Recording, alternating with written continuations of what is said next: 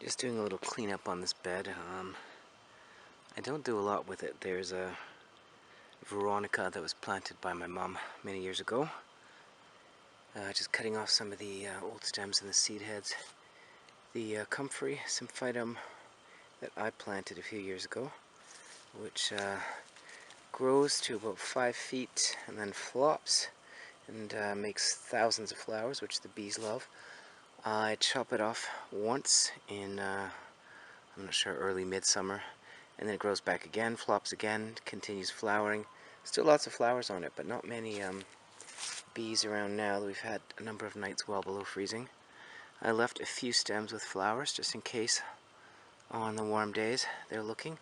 You can see it extends out past here, and it's building a nice rich soil, but it's I can't let it extend endlessly, so I'm going to mow around the edges for winter and just get some of this under control a little bit, because it's a real pain to deal with in the spring.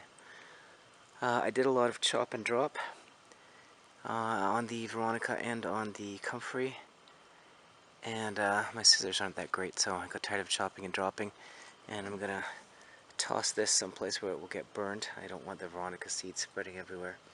The Comfrey I'll be adding to areas where it can enrich the soil, but where I'm not too worried about the plants growing well in a drier, tougher area.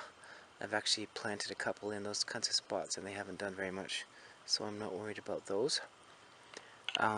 Those are a rugosa rose, cultivar hybrid, and you can see they're just a little confused by the season.